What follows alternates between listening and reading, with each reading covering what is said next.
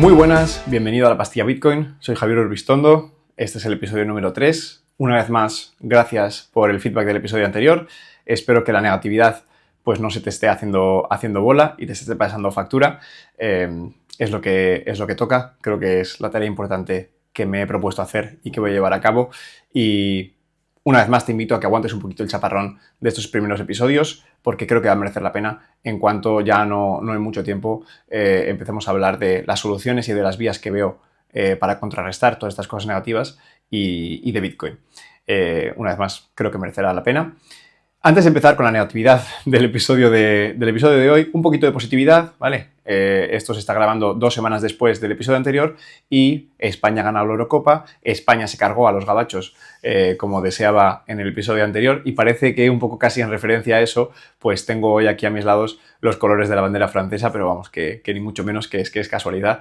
Si me estás viendo en YouTube, pues ya obviamente lo estás viendo. Si me estás escuchando en Spotify o en alguna otra plataforma de podcast, pues estoy grabando este episodio como un vídeo podcast y mi intención es que a partir de ahora todos los episodios sean así. Creo que es más dinámicos, pues sobre todo para el que lo quiera ver en YouTube, pero tiene la dificultad añadida de que tengo que intentar hacerlo un poco visualmente agradable, más allá de tener ahí mi carita mientras te cuento todas estas cosas, ¿no? Y viajando, pues se hace bastante más complicado. Ahora en la oficina estoy intentando montar un pequeño estudio para grabar estos podcasts.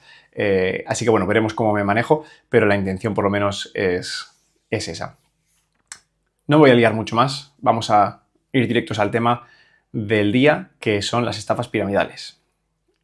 Y una vez más, tal vez estés pensando, estafas piramidales, hostias, pues yo nunca he caído en una estafa piramidal y a mí no me engañarían en una de esas. Para, loco, espérate, que te voy a contar, a ver qué te parece. Vamos a hacer comparaciones, sí, a ver a dónde nos lleva este tipo de pensamiento. Y hablo de estafas piramidales porque si me hubieran dado €1 pues por cada vez que alguien me ha dicho estafa piramidal y Bitcoin en la misma frase, pues para un Bitcoin entero igual no me da, pero algo de pasta habría ganado, desde luego. Es algo que por desgracia se sigue repitiendo a día de hoy, se sigue perpetuando. Bueno, cualquiera que diga eso solo me demuestra que no ha investigado ni ha aprendido nada sobre Bitcoin. Entonces hoy mi intención no es venir a decir por qué Bitcoin no es una estafa piramidal. Creo que eso va a quedar meridianamente claro a medida que avancen los episodios y empiece a hablar de Bitcoin. Creo que no merece un esfuerzo extra intentar defender a Bitcoin o justificar por qué no lo es. Creo que lo interesante es plantearse, bueno, si hay tanta gente que dice que Bitcoin puede ser una estafa piramidal, ¿por qué es eso, no? ¿Qué estructura, cómo funciona una estafa piramidal? ¿Y qué otras cosas hay en nuestra sociedad, en nuestra vida, en nuestro alrededor, que puedan parecerse a una estafa piramidal más de lo que nos gustaría, ¿no? Esa es la reflexión de hoy. Entonces, para hablar de estafa piramidal, primero tenemos que entender qué es una estafa piramidal. Vamos a hacer una explicación un poco de la calle, ¿vale? Además, si me estás viendo en YouTube, pues voy a estar haciendo aquí el triangulito todo el rato, que nada de Illuminatis ni nada por el estilo, simplemente estafa piramidal para que se visualice más fácilmente, ¿de acuerdo? Pero la idea de una estafa piramidal, que también se suele intercambiar en términos con estafa Ponzi o marketing multinivel, son conceptos muy similares entre ellos, con alguna diferenciación, pero bueno, podemos decir que son exactamente lo mismo, así que solo vamos a hablar de estafa piramidal. La idea principal es que suele ser, pues, normalmente una oportunidad de inversión, ¿vale? O un grupo, algún tipo de grupo al que te unes pagando una cuota, en el que te prometen que te van a dar, pues, una serie de, tal vez, recursos o conocimientos o la capacidad de ganar dinero en ese grupo, en esa inversión. Dinero que ganas reclutando a más gente como te han reclutado a ti. Sí, ese es el concepto principal de la estafa piramidal. Es un grupo de inversión o un grupo de otro tipo en el que los miembros ganan dinero a medida que van convenciendo a otros miembros a que se unan y paguen la cuota para entrar. Es decir, no hay ningún tipo de generación de valor real, no están construyendo ningún producto, no están ofreciendo servicios realmente y nada por el estilo. Ganan dinero en función de convencer a más gente para que se una. Esto ha estado muy de moda últimamente, con todo el tema de yados en televisión, que si era una estafa piramidal, que si no, que si le denuncian, que si tal, que si cual.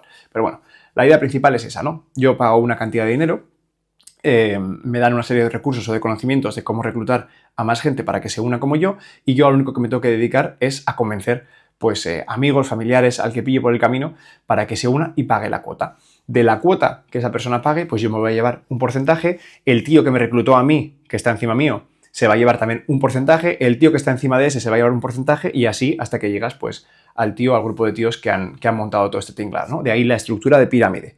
Los que lo han montado suelen estar en la parte de arriba, ¿de acuerdo? Estos van reclutando a gente que va entrando pues justo debajo de ellos y estos a su vez a gente que va a terminar justo debajo de ellos, pues lo dicho, en forma de pirámide. Esto está muy bien, porque si esto lo expandes al infinito, pues esto funciona hasta lo dicho, hasta el infinito, ¿no?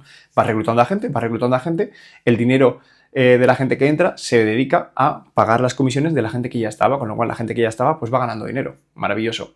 Y la gente que entra lo único que tiene que hacer es seguir reclutando. El problema es que en el mundo práctico en el que vivimos, el infinito no existe, sí, todo termina.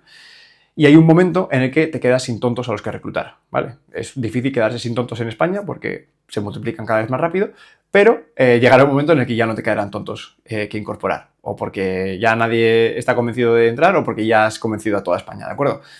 Llegado ese momento, ¿qué pasa? Y eso es algo que se da en el ciclo de vida de todas las estafas piramidales. Esa gente que se ha unido, esa gente que está en la parte baja de la pirámide, no los primeros que han montado todo esto, sino la gente que ya se incorpora en fases más avanzadas, pues ve que ha entrado, ha pagado la cuota con la que se han llevado beneficios la gente que ya estaba en la estructura previamente y ellos no reclutan a nadie, no tienen la oportunidad de recibir ningún tipo de comisión, de recibir ningún tipo de ingreso o de beneficio, que era la idea que le habían vendido, ¿de acuerdo? Entonces, toda esa gente de la parte baja de la pirámide pues se va a tomar por culo, pierde todo su dinero y no ve un puto euro de vuelta. De ahí que sea una jodida estafa, ¿sí? Esa es la idea principal de cómo funciona todo esto. Entonces hemos visto que como concepto está guay siempre que puedas perpetuarlo hasta infinito, ¿sí? Que la condición principal, que es que se vaya incorporando cada vez más gente a la pirámide, pues mientras eso se mantenga, pues genial, la gente que está dentro va ganando dinero. Pero siempre hay un momento en el que eso se va a tomar por culo y la mayoría de la gente, que es la gente que ha entrado pues en esas fases finales, esas hornadas finales de gente que se une, pues pierden todo su dinero. Esta es la estructura principal. Hay algo en España, no solo en España, pero bueno, en los países de Occidente, que tiene una estructura bastante parecida. Y vamos a hablar de ello ahora. Primero vamos a hablar de lo que es deseable en un país en términos demográficos, en términos de qué edad tiene la gente que tienes en un país, ¿sí? Vamos a hacer tres grandes grupos de personas. Tienes personas que van entre 0 y 18 años, es decir, menores de edad, ¿sí? Porque, bueno, en España puedes trabajar a partir de los 16, pero vamos a considerar menores de edad, no pueden trabajar, ¿de acuerdo? No cobran salario, no trabajan, ok, un sector. Después tienes otro grupo, que es entre los 18 años y los 65 años, que son gente que están en edad de trabajar. Trabajen o no, sí, los habrá empleados, los habrá desempleados, los habrá que no quieran trabajar, pero están en edad de trabajar, entre 18 y 65 años, ¿sí? Y después tienes un grupo a partir de los 65 años, que son los jubilados, los pensionistas, que tampoco trabajan, al igual que los menores de edad, pero que reciben una pensión, un dinero del Estado por haber trabajado durante varias décadas y haber, pues, coño, haber creado valor para la sociedad, ¿sí? Tenemos esos tres grandes grupos. Idealmente, para el funcionamiento correcto de una sociedad y para que vayamos creciendo y progresando como sociedad, lo que nos gustaría tener es una estructura de pirámide también a la hora de, bueno, pues de hacer este reparto de gente por edades, ¿no? Nos gustaría tener una base enorme de gente joven. Es decir, que la mayoría de gente de un país sea gente joven. Pues yo qué sé, ahora ya define joven como te dé la gana, ¿no? Entre 0 y 30 o entre 0 y 35, ahí ya tienes pues categoría de joven y joven 2, ¿no? De los de... ha tenido un accidente un joven en la M30, tal, un joven de 38 años. Bueno, joven. El caso, que lo que te gustaría tener, una base de gente joven y gente en edad de trabajar que compongan pues la mayoría del país. Después, pues tal vez una categoría intermedia de mucha menos gente que la gente joven, pues que sea un grupo de gente que esté en ese rango de edad, pues yo que sé, entre 40 y 65 años, ¿de acuerdo? Y finalmente, te gustaría que la puntita de la pirámide poblacional, la pirámide demográfica de un país, estuviera compuesta solo por los jubilados, ¿vale? Es decir, que lo que menos hay en un país sea jubilados y ancianos. No porque te los vayas a cargar o los vayas a dejar morir, ¿no? Simplemente porque pues nos gustaría tener más gente joven que jubilados constantemente. Y lo dicho, no porque haya menos jubilados por cargártelos, sino porque haya más niños creciendo y naciendo en el país, ¿sí? Esto es algo deseable y, bueno, es algo que probablemente hayas escuchado hablar en algún momento, la tasa de natalidad, que tanto en España como en Europa y en los países desarrollados es muy baja, no es suficiente para reponer a la población. Es decir, que si no tuviéramos inmigrantes, pues año tras año cada vez seríamos menos españoles porque hay más españoles muriendo que españoles naciendo, ¿sí? Entonces la tasa de natalidad es muy baja, lleva siendo muy baja mucho tiempo y además parece que no acelera, o sea, que no está cambiando, sino que está yendo a peor. Y esto anecdóticamente, pues probablemente lo hayas visto también porque parece que hay cada vez menos niños, que la gente tiene menos niños, hay más gente que decide no tener hijos y además los que deciden tener hijos, pues de media lo hacen mucho más tarde de lo que lo hicieron nuestros padres o nuestros abuelos, ¿no? Pues por los motivos sociales o decisiones personales que sean, pero la realidad es esta. Entonces, lo que nos gustaría que fuera así en España ahora mismo es justo lo contrario, es una pirámide invertida, ¿vale? Donde lo que menos tenemos en España es gente joven y niños, y lo que más tenemos en España es gente jubilada y que está a puntito de jubilarse. Y este es el problema principal. Tenemos una generación, que no sé exactamente de qué década es, pero más o menos de los 60, por lo menos en Estados Unidos, que son los baby boomers, ¿vale? Que probablemente hayas escuchado este término también. Es gente nacida más o menos alrededor de los 60, 70, y si no estoy equivocado, pues bueno, los tiempos de bonanza que vinieron después de la Segunda Guerra Mundial en Estados Unidos, el desarrollo económico que hubo en los 50, en los 60, pues llevan a que en este ambiente la gente quiera tener hijos, ¿sí? Y nos encontramos con una generación en la cual hay un montón de niños que nacieron pues en esas décadas y que ahora se están haciendo mayores.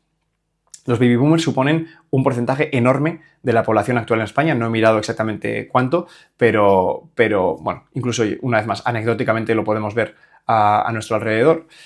Y el problema que tiene esto es que esa gente ahora mismo está en el grupo 2 que hemos definido, ¿sí? La gente que está en edad de trabajar y ya está dando el pasito, o dentro de 5 o 10 años va a terminar de dar el pasito al grupo de los jubilados. ¿Por qué es esto un problema? Porque tenemos un sistema de seguridad social y de pensiones.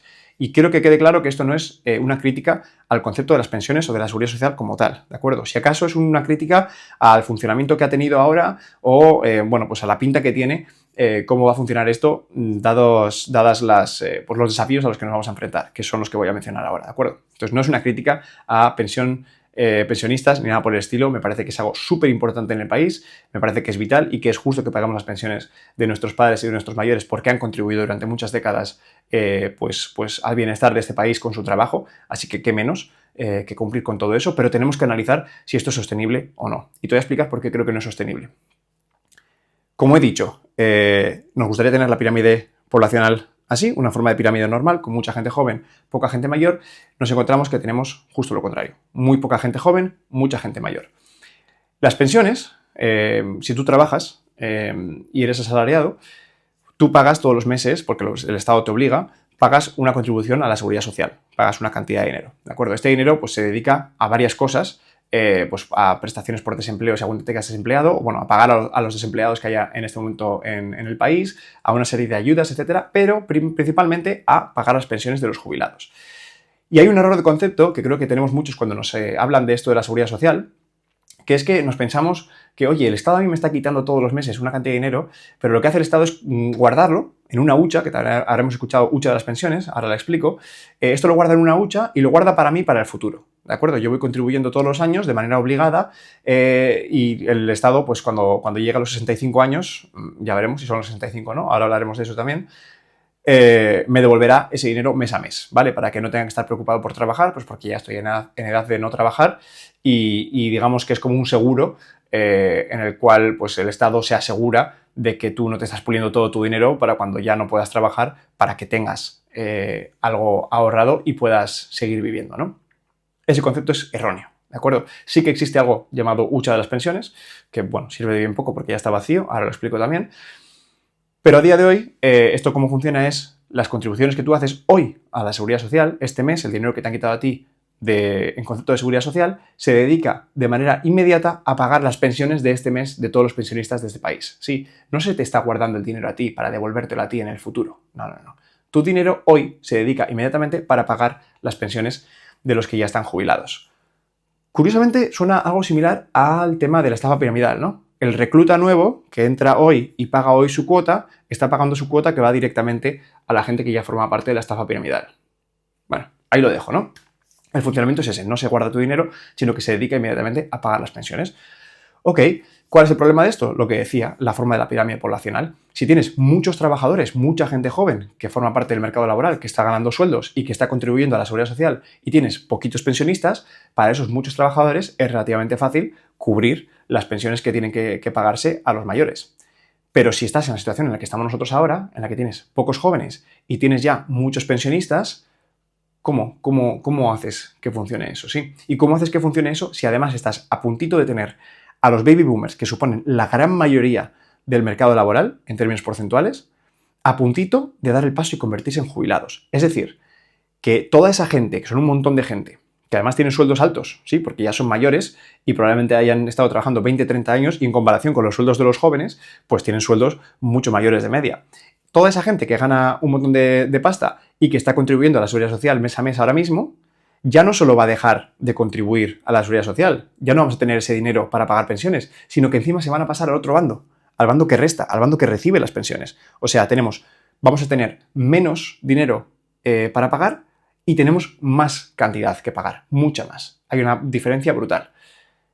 ¿A ti esto te parece sostenible? ¿Te suena a algo sostenible? ¿O te suena a estafa piramidal en la que te has quedado sin tontos que incorporar a la estafa piramidal? Y hay mucho miembro de la estafa al que hay que pagar ahora de repente. Una vez más, yo no soy licenciado en economía. Obviamente estas explicaciones pues están simplificadas. Creo que el concepto que hay por detrás es correcto. Si crees que no, si tienes conocimiento específico de este área y me dices, mira, Javi, te estás equivocando porque esto es totalmente sostenible, porque no estás viendo que esto es así, así, así y lo vamos a solucionar de esta manera, pues encantado, por favor, házmelo saber, porque yo al final pues aprendo también contrastando opiniones y forjo mis propias opiniones pues escuchando distintos puntos de vista e incorporándolos a lo que pienso actualmente, ¿no? Entonces, si estoy totalmente equivocado, por favor, házmelo saber, porque yo lo veo bastante claro. Esto me parece algo totalmente insostenible y no veo una solución fácil a todo esto, ¿no? ¿Por qué? Porque, joder, no hay gente joven que puedas crear de la nada que hagas que se incorpore al mercado laboral de un país, ¿no? Que se pongan ahora de repente un montón de personas a trabajar y a contribuir a las pensiones. Entonces, siendo esta la situación, dices, bueno, pues ¿qué soluciones hay? Cuando preguntas acerca de esto a los políticos de turno, oye, la seguridad social tiene pinta de que no es muy sostenible, ¿no? No tenemos un problema con todo esto de los baby boomers y los jubilados, etcétera. Te dicen que, bueno, que sí, que tal vez pueda ser algo problemático, pero que es circunstancial, que esto pasará porque hay medidas que podemos tomar. ¿Y cuáles son esas medidas? Porque ya hemos dicho que no pueden crear gente de la nada que se ponga a trabajar en el mercado laboral, ¿no? Algunos te dirán que la inmigración es la solución a eso, que no lo es, porque la cantidad de gente que tendrías que incorporar al país como inmigrantes, pues estamos hablando de, no sé si son 8 o 9 millones en la próxima década. Es una auténtica barbaridad y además está muy lejos incluso de los números que tenemos actualmente de inmigración, que es otro tema en el que no quiero entrar, pero es algo que no es viable y que no es una solución. Dices, bueno, pues ¿qué otras herramientas tenéis? Bueno, pues te dicen ellos, además, con sus dos huevos, ¿vale? Como el caballo espartero, te lo dicen a la puñetera cara. Y este es el problema que yo tengo, del cual hablaremos en el próximo episodio, que va a ser sobre la deuda pública, y en el siguiente, que va a ser sobre la inflación, que es mi tema favorito, ¿vale? ¿Por qué? No porque es mi tema favorito, sino que ¿por qué tiene tela esta respuesta que te dan y se quedan tan anchos? Porque afectan a lo que voy a contar en los próximos episodios, ¿vale? Para que veas lo nocivo que es esto que están diciendo. Pero ellos te dicen tranquilamente que, mira, las familias y los estados no funcionan igual desde un punto de vista económico. Sí, tú y yo, como individuos o como familia, pues tenemos este concepto de yo no puedo estar constantemente gastando más de lo que ingreso, ¿vale? Porque a mí el dinero no me llueve de la nada, no crece en los árboles y, coño, tal vez un mes sí, pues porque he tenido un gasto extra o me he ido de viaje y he tirado de ahorros o he tomado prestado, ¿vale? Pero si mes a mes ingreso 2.000 y gasto 4.000, tengo un problema. No es sostenible. En algún momento esa mierda se acaba. Sí, tú y yo lo entendemos. Las empresas lo entienden. ¿Quién no lo entiende? El Estado. Esta gente, estos políticos te dicen, no, el Estado funciona diferente, porque el Estado tiene una serie de herramientas que las familias no tienen. Entonces, si bien unas familias tienen que funcionar de manera que, oye, gastas menos de lo que ingresas, el Estado no. ¿Vale? El Estado tiene otros poderes y puede hacer lo que le dé la gana. ¿Por qué? Porque ellos te mencionan, entre otros, dos poderes. Y esto específicamente es de un vídeo que vi hace ya un tiempo de Eduardo Garzón, hermano de uno de los ministros actuales, que aparentemente es economista, la verdad que no sé cómo, pero te decía esto, ¿no? Que el Estado tiene dos herramientas que puede utilizar. Uno, tributación. El Estado mañana puede decidir ingresar más. ¿Por qué? Porque el Estado principalmente sus ingresos se componen de lo que te quitan a ti en impuestos. Entonces, el Estado mañana si dice, hostias, no hay dinero para pagar esta partida, o bueno, para pagar esto, lo que sea que quieran, a lo que quieran dedicar dinero, dicen, bueno, ¿cómo solucionamos esto? Subimos impuestos, decretazo, y aquí todo Dios paga mañana un 5% más porque hay que pagar esto. El Estado somos todos, sí, Hacienda somos todos, entonces tienes que pagar, subimos los impuestos y el Estado automáticamente consigue ingresar un 5% más de lo que lo hacía ayer, cosa que tú no puedes hacer, ¿no? Porque no puedes ir a donde tu jefe y decirle que automáticamente tú mañana cobras un 5% más. Este es el poder del que hablan, que tiene el Estado que tú no tienes. Ellos pueden, como Estado, decidir ingresar más de manera inmediata y automática. Ya te lo están diciendo. Tributación. ¿Cuál es una de las soluciones? Tributación. Más impuestos. ¿Más impuestos para quién? Para ti, para mí. Sí, ahora y mañana. Porque lo suben ahora y lo seguirán subiendo en el futuro. Porque esa es la solución de que entre muy poquitos terminemos pagando la pensión de muchos. ¿Sí? Que a cada uno de los poquitos nos vayan quitando cada vez más y más y más. Porque es una de las dos soluciones que tienen. ¿La otra solución cuál es? La otra solución tiene telita y va relacionada con el capítulo de la inflación, con el episodio de la inflación. Impresión de dinero. Te dice, no, es que una familia no puede crear dinero de la nada. Sí, como hemos dicho, no crecen los árboles, pero para los estados sí. Los estados tienen la potestad, ahora no de manera individual, porque el euro pues, requiere que todos los países euros estén de acuerdo, pero vamos, que todos están de acuerdo, porque los politicuchos son politicuchos en España, en Italia, en Francia, en Alemania y en todos lados. Ellos pueden ir al Banco Central Europeo y decirle, oiga, dele a la impresión de billetes, que ya no es ni impresión de billetes porque ahora todo es digital, pero bueno, a la impresión de billetes, dele a la máquina y cree aquí dinerito que hay que financiar cosas. ¿Qué problema tiene esto? Como veremos en ese capítulo, inflación. Ese es el origen de la inflación. Ese es el origen de que tú tengas que estar pasando las putas ahora pagando en el supermercado cuando hace 5 o 6 años, pues lo mismo que estás comprando ahora con 100 euros te costaba prácticamente 50 euros, ¿no? Ese es el origen de muchos de nuestros problemas. Y ese es el origen de problemas que tenemos también en el empleo con los salarios, de problemas que tratamos en el primer episodio con el acceso a la vivienda, etc. Te dicen que es por alquileres turísticos, por no sé qué, por no sé cuántos. Yo te digo que eso no es así. Yo te digo que el principal problema que hay detrás de eso, el cáncer que tenemos, es el generado por la inflación, que es causado por esa impresión de billetes. Que además te la dan como solución. Te dicen, seguridad social, es sostenible. Mentira. Pero si es insostenible, la haremos sostenible. ¿Cómo? 1, cobrándote más impuestos. 2, creando dinero de la nada. Ellos, la solución que tienen a todo esto es eso. No es cambiar la estructura de las pensiones, no es buscar alternativas, es simplemente optar por estas dos alternativas que son pues darte por el culo de dos maneras diferentes, como ya veremos más en detalle en los próximos 2 episodios. Ya he dicho, siguiente, deuda pública y el siguiente a ese, inflación. Entonces yo te dejo con esta reflexión, sí. Una reflexión adicional sería, bueno, sé que hay gente que me va a decir, bueno, pues si hay que pagar más en impuestos, se paga, ¿no? No pasa nada. Si la única solución para las pensiones es esta, que hay que ver si es que es una solución viable, porque lo que digo, el desajuste que tenemos entre pensiones que vamos a tener que pagar y gente que estamos para contribuir a esas pensiones es brutal. No sé qué tipo qué cantidad de impuestos vamos a tener que llegar a pagar para poder hacer eso realidad. Y probablemente, pues otras medidas que vayan a utilizar cuando se den cuenta de que no nos pueden cobrar tantos impuestos como para cubrir todo eso, es simplemente deuda. Endeudarse una y otra vez, que como he dicho, hablaremos en el próximo episodio porque telita también, sí. Pero la reflexión con la que te quiero dejar en este sentido es el que me diga, no, bueno, pues si hay que pagar más impuestos, se pagan. Hay un límite a eso. En tu cabeza hay un límite máximo a partir del cual dices, oye, pues a mí que el Estado me requise pues un 50, un 60, un 70% de mi riqueza ya me parece demasiado. O no, porque tal vez no tengas un límite en tu cabeza y te parezca bien, aceptable y justo que el Estado de manera indiscriminada pues vaya incrementando los impuestos hasta sabe Dios qué límite, ¿no? Yo personalmente tengo muy claro que tengo un rango ya como límite de lo que me parece razonable, sobre todo viendo cómo funciona el Estado y a qué dedican ese dinero, ¿no? También hablaremos de eso, de la deuda pública y de los impuestos más en detalle, porque eso obviamente pues es un tema candente, interesante, que da mucho juego, ¿no? Pero bueno, mi pregunta para que te plantees es esa, si para ti hay un límite en lo que te parece el máximo aceptable a la hora de pagar impuestos al Estado. Y no te hablo sobre todo de pagar impuestos, bueno, cuando pensamos en subir impuestos a gente como Amancio Ortega, ¿no? Y a todos estos grandes empresarios que tienen mucho más de lo que se merecen tener y que no es justo que ellos vivan así y la gente viva de la manera que vive. No, no, no. Yo te hablo de los impuestos del IRPF, por ejemplo, ¿sí? De lo que cobramos, o sea, de lo que pagamos, mejor dicho, la clase media y la clase baja. Si hay un límite ahí. O si te parece que bueno, pues que todo vale. Una idea con la que te dejo en el episodio de hoy para que le des un par de vueltas, una serie de similitudes que he visto entre pues, sistema de pensiones, sistema de seguridad social y estafas piramidales, tanto que nos gusta hablar de Bitcoin como estafa piramidal, tal vez deberíamos mirar en otros sitios también, y la insostenibilidad que yo veo en este sistema y lo poco que creo en esta idea que tenemos como españoles de que todos vamos a cobrar una pensión con la que nos dé para vivir una vez nos jubilemos. Todos nos jubilaremos también a una edad de 65 años. No, seguro que no nos tenemos que jubilar con 70 ni con 75 años.